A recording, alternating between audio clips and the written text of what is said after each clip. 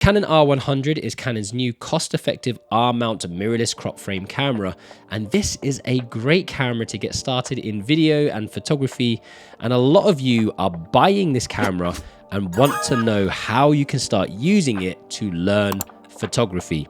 And today that's exactly what we're going to be talking about.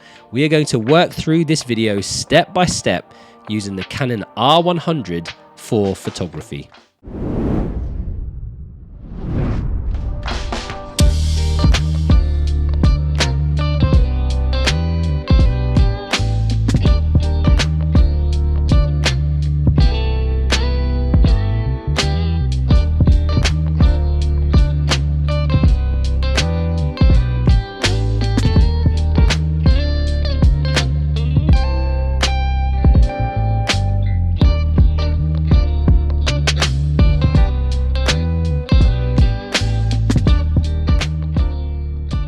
So all the photos that you just saw were taken on the Canon R100, and for more photos and videos and to keep up to date with all the creative stuff that we're doing, make sure that you go check out the Kai Creative Instagram, Facebook and TikTok socials. So with that shameless plug out of the way, let's talk about the simplest way to get started taking photos on the R100. And all you have to do is turn it on with the toggle switch at the top here, set the dial on the top of the camera to auto mode, which is signified by the A, and then simply start snapping away using the shutter button here, and the camera will make all the decisions for your settings. All you have to do is look through the viewfinder, point it to where you want to take your photo, hit the shutter button, and that is the easiest way to start taking photos. Once you've taken a picture, you can press the play button down here, and then you can use the dial pad to scroll through your images via the LCD screen. That is the easiest way to get started. Boom, tutorial done. But hang on a second, most of you want to go beyond using the auto mode. You want to actually learn how to use this camera in manual mode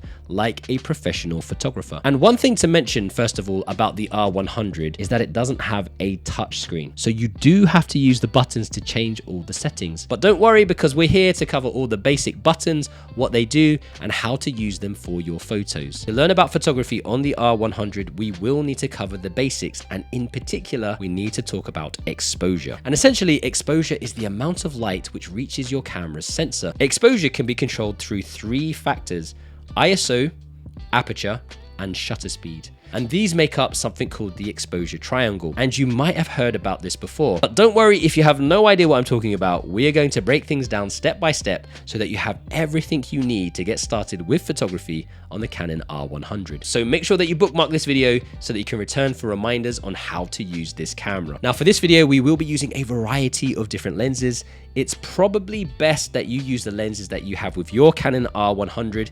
It doesn't matter what lens you have. The principles that we discuss can be applied to all lenses. Later on, we will also talk briefly about the different lenses and what types of photos you can take with them. If you look carefully at your lens, when you take a picture, you will notice that there are blades that close and open, and these affect the amount of light that is let into your camera and ultimately the amount of light landing on the sensor of your camera. And this is what we refer to as the aperture. And a good way to think about this is like the curtains in your house. If you open them wide, lots of light comes in, or if you only open them slightly, a smaller amount of light is let in. And we measure aperture using something called f-stops. And you will see this on your lens. So a number like 1.4, 2.8, f-stop 4. The smaller the f-stop number, the larger the aperture will be and the more light you will have hitting the sensor. So as an example, this lens here is a 50mm focal length with a max aperture opening of 1.4. And this is also a 50mm lens with a max aperture of 1.8. So remember, the smaller the number, the larger the aperture will be. So this 50mm 1.4 lens has a larger aperture, and therefore this will let in more light than the f-stop 1.8 lens. To change the aperture value on your R100, first of all, turn your camera on with the toggle button at the top and set it to manual mode by turning the dial to M, and then press the Q set button. If you hit the info button, you can scroll through the various on-screen displays. Get to this screen and then you can see the letter F and the aperture value at the bottom here. And now you can change your aperture by pressing the top button on the dial pad, and it will toggle between the shutter speed value, which we'll talk about in a minute, and the aperture value. Once we're at the aperture value, we can then turn the scroll wheel at the top of the camera, and this will move through the aperture values. And if we set it to wide open to the max f-stop of this lens, which is 1.4, this allows in the max amount of light onto the sensor that this lens will allow. And also we can take a series of photos with different aperture values to highlight what the picture will look like as we move through the smallest to the widest f-stop numbers. So that's f-stop, and that's how to control your aperture. So next up is the ISO. ISO refers to the sensitivity of the camera sensor to light. This camera has an auto mode and then goes from 100 up to 12,800 ISO. So if you have a very low ISO, like 100, the sensor is less sensitive to light. And if you have a higher ISO, like 1600,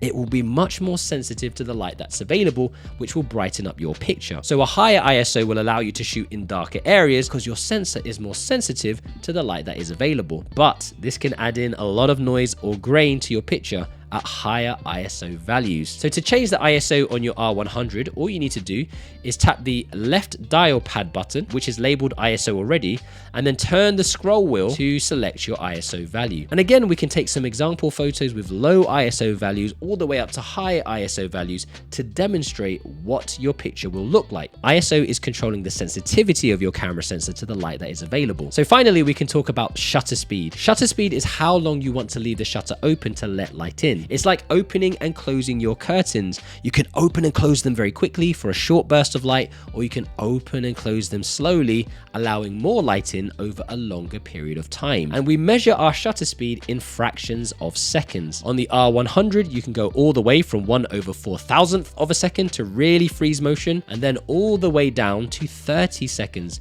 which leaves the shutter open for a lot longer. And we can set this on our R100 by again tapping the top button on the dial pad, ensuring that our shutter speed is selected, and then by turning the top scroll wheel to set our shutter speed value. Fast shutter speeds allow us to really freeze the motion in the picture, and slower shutter speeds can be used for things like long exposure photography, where we leave the shutter open for a longer period of time to create different effects with lights. And you can see some examples here where we use slower shutter speeds to create different effects with light. For shutter speed, you can work it full manual, but the top dial also allows you to set your camera to shutter priority mode, and this is represented as TV. And this option allows you to decide your shutter speed, and the camera decides what aperture you need. Another thing you might want to do if there's a lot of action going on is to turn on the continuous shooting mode of your camera. You can do this on the R100 by pressing the menu button, going to the first page with the camera icon, and then using the dial pad scrolling to menu item 6. Then select drive mode,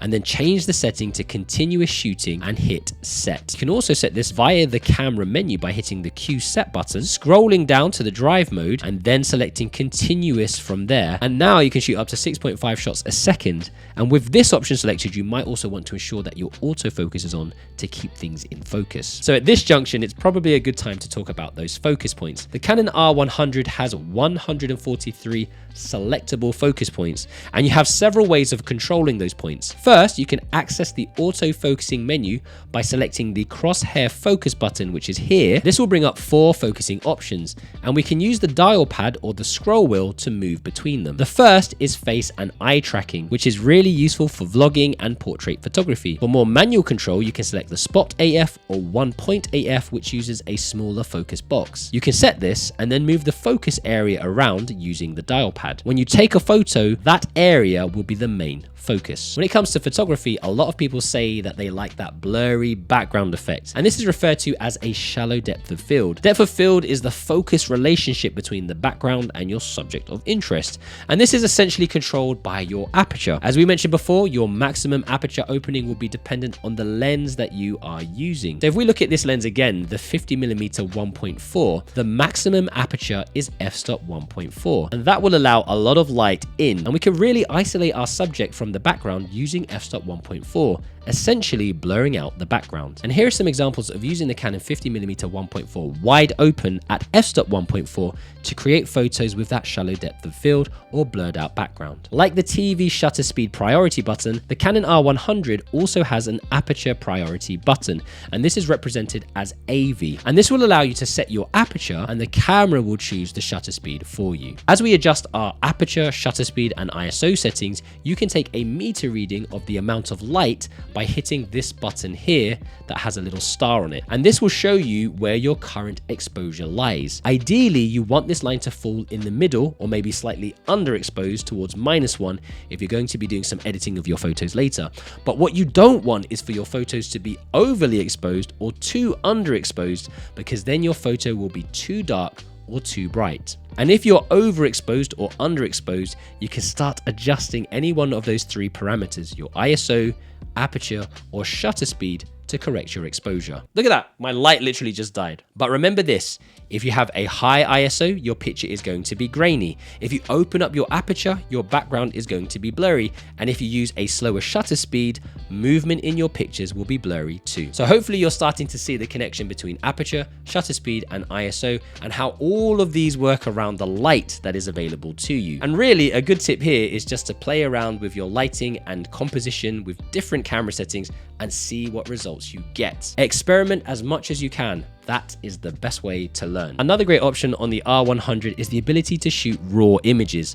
A raw image is just that, an image that contains the raw data captured by the camera sensor. So raw files are uncompressed. They take up more space than typical JPEG images, which are compressed images, but having the raw files gives you so much more creative freedom in your post-production work. So how do we set up our Canon R100 to shoot in RAW? Go to menu, go to the very first camera option, and the very first option again called image quality, and use the scroll wheel to move to the RAW or C-RAW option. Just as a little FYI, C-RAW is a newer compressed version of RAW. Now I know I just said that RAW is uncompressed, but the newer C-RAW type allows you to save more space on your SD card while retaining a lot more information than a JPEG image. You can also save a JPEG image at the same time by selecting one of the JPEG options using the dial pad. Once you are happy with your selection, you can hit OK. So with raw files captured, let's very quickly jump into Photoshop to see how we can start to edit our photos. Okay, so here I am with my R100 files. You will notice that there are 2 files for every photo that I've taken. That's because one is a JPEG and one is a RAW file, and the second file will be the JPEG. So you can just open these up. If you want to edit the RAW, you need to click on the CR3 file type. So we're going to click on that and we can open this in Photoshop. So this is a picture of Leeds Castle, and you can see here that it's the .cr3, which means it's the RAW file, and we can start to edit. So we can actually go to the profile. We can change this to a landscape image profile, and we could just use those settings if we wanted to. But also we can play with the light. So maybe we want to contrast it slightly, maybe even lighten it up by a few points. Could drop the highlights to reveal more texture in the clouds. Could also lift the shadows slightly, maybe lift the whites, crush the blacks slightly for more contrast. Now we can play with the colors. What I'd recommend, particularly if you have people in your shot, is to not play with the saturation, but use the vibrance. So you can punch it, but not too much, because if we punch it too much, we start to distort the natural colors. So maybe tap that in a little bit. We can also go to the curve. We can give it your classic S curve. We can go to the color mixer and we can play around with the color luminance. For example, I might want to punch or lighten the blues more. I can also punch the greens in the grass a little bit more. And then I can kill the saturation, so I can change the aquas and the blues to make it more or less vibrant. Look at this little bird just chilling on the roof here. And that is it. We can compare this image. So this is the original JPEG image and this is the CR3 edited file. As you progress with your photography on the Canon R100, you might want to look at investing in other lenses that produce different types of effects. Zoom lenses will create more background blur. Wider lenses like this will create different perspectives. You can also get fisheye lenses for really creative photography ideas. And another piece of kit that I found really useful on the R100 has to be this, the EF to R adapter. This really opens opens up the camera to a lot of different older EF lenses, which are much cheaper than the native RF lenses of the R100, but still work incredibly well, and I would totally recommend checking this adapter out. I'll probably put a link to this in the description below. So hopefully that should be enough to get you started on your photography journey with the Canon R100. We did cover quite a lot of information in this video, so if there is anything that you're not 100% sure on, maybe just watch through the video again, or leave a question or comment down in the comment section below, and I'll do my best to get back to you. Please don't forget to give this video a like, share it with someone who might find it useful, and if you haven't done so already, don't forget to subscribe to the YouTube channel and hit that little bell for notifications. So now that you've watched this video, check out my review of the R100 camera over here, or this video that YouTube thinks that you should watch over here. In the meantime, stay creative, imagine, implement, and inspire, and I'll catch you in the next one.